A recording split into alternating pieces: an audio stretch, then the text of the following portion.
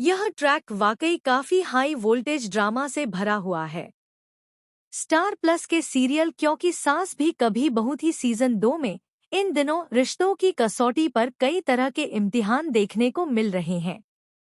कहानी में जहां एक तरफ प्यार, विश्वास और इमोशंस दिखाए जा रहे हैं, वहीं दूसरी ओर जलन, शक और साजिशें भी लगातार बढ़ रही हैं। हर किरदार के दिल में कोई न कोई छिपा हुआ राज है और हर राज धीरे धीरे बाहर आने की तैयारी कर रहा है। मेहर, तुलसी और नोना का एंगल जैसे ही सामने आया है, वैसे ही तुलसी और मेहर के बीच हल्की फुल्की दरार डालने की कोशिशें शुरू हो गई हैं। नोना का साफ कहना है कि तुम्हारी पत्नी को मुझसे जलन हो सकती है और वह यह जताने से भी पीछे नहीं हटती कि वह तुलसी और मेहर की हैप्पी लाइफ में किसी भी तरह की खटास ला सकती है। वह हर बार तुलसी के सामने ऐसा माहौल बनाने की कोशिश करती है जिससे तुलसी के दिल में शक पैदा हो। लेकिन मेहर यहाँ काफी समझदारी से काम लेते हैं। वह स्पष्ट शब्दों में कहते हैं कि उनके और उनकी पत्नी तुलसी के रिश्ते को कोई भी तोड़ नहीं सकता। मेहर का कहना है कि वह अपनी पत्नी के अलावा किसी और औरत की तरफ देखना भी नहीं चाहते।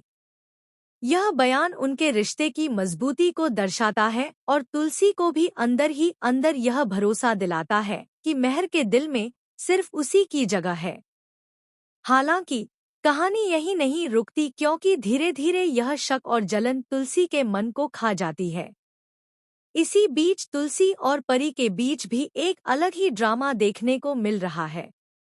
तुलसी अपनी बहू परी को समझाने की कोशिश करती है कि वह घर की इज्जत, रिश्तों और अपनी जिम्मेदारियों को समझे। लेकिन परी यहाँ बिल्कुल उल्टा रिएक्ट करती है। वह तुलसी से कहती है, मैं तुम्हारी बेटी नहीं हूँ, इसलिए तुम मुझे उतना प्यार नहीं करती जितना अपने बेटों को करती हो। यह डायलॉग साफ दिखाता है कि परी के दिल में अभी भी यह कसक है कि तुलसी उसे परिवार का हिस्सा मानकर पूरी तरह अपनाती नहीं। तुलसी चाहे लाख समझाने की कोशिश करे, लेकिन परी की नज़र में वह हमेशा अलग ही दिखाई देती है। यही बात आगे जाकर बड़े ड्रामे की वजह बन सकती है। परी का मन लगातार असुरक्षित होता जा रहा है। उसे लगता है कि इस घर में उसकी कोई अहमियत नहीं है और इसी कमजोरी का फायदा उठाने की कोशिश करता है रणविजय। कहानी का सबसे बड़ा ट्विस्ट तब आता है जब परी का पुराना रिश्ता रणविजय सामने आता है। परी बार बार रणविजय से दूरी बनाने की कोशिश करती है, लेकिन रणविजय उसका पीछा छोड़ने का नाम ही नहीं लेता।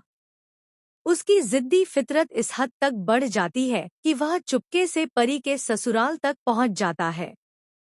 इतना ही नहीं, वह परी के कमरे में घुसकर उसके बेड पर लेट भी जाता है।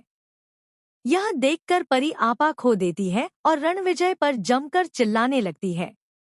इसी बीच घर में मौजूद नंदिनी, जो कि परी की भाभी है, रणविजय और परी की बातचीत सुन लेती है।